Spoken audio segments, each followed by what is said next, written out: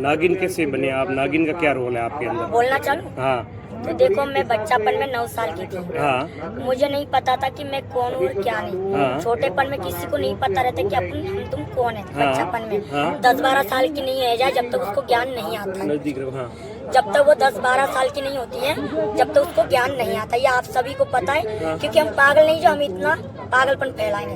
पागल तो मेरी माँ ने बनाया कि तुम पागल बन के जाओगी तो वो भलाई रहेगी। मेरी माँ ने पागल का भेष लेके भेजा है कि पागल बन के जाओगी जब तो तुझे जांचकारी होगी।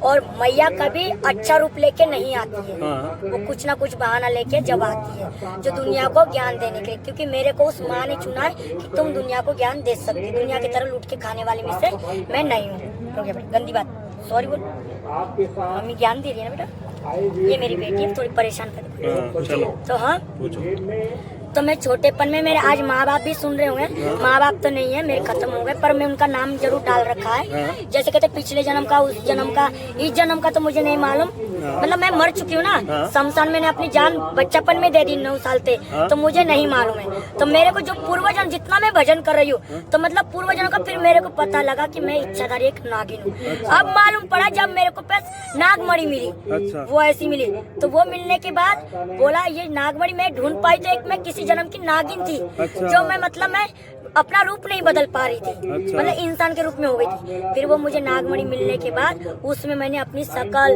अपना रहन सहन और मैं कौन हूँ, मैंने उसको तपस्या करके सिद्ध किया। फिर मेरे को तो पता नहीं कि क्या चीज है, तो भजन करते हो तो वो तो सिद्ध तो होना ही होना है। खिलौना तो मिलता ही रहता है मुझे, सोना चांदी। तो वो मैंने उसमें से एक चीज उठा ली थी, वो 3 गड़ा सोना में से, तो वो मणि थी। मुझे नहीं मालूम था कि नागमणि है। फिर मैंने गड्ढा करके, बहुत उजाला हो गया था एक बार, बहुत बड़ा।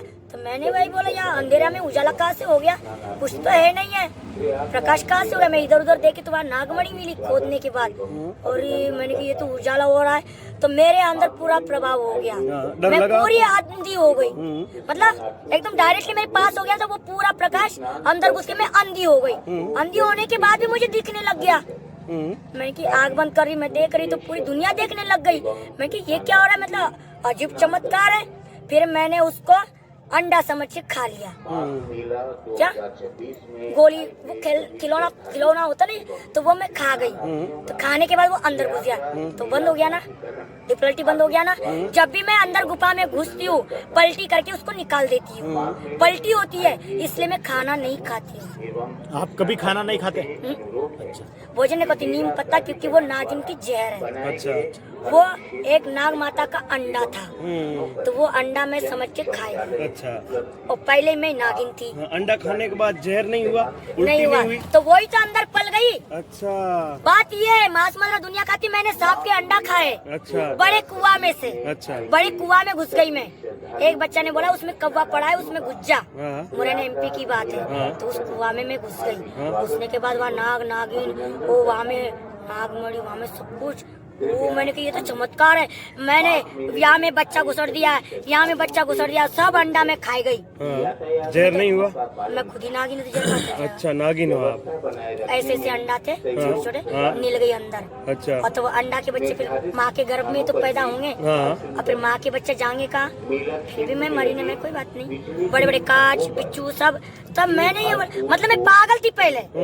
पागल का मतलब जानते हैं, मुझे कुछ जानकारी नहीं थी, मुझे जो भी मिलता वही खा जाती थी। अच्छा। बात ये है, मट्टी खा जाऊँ, मट्टी भी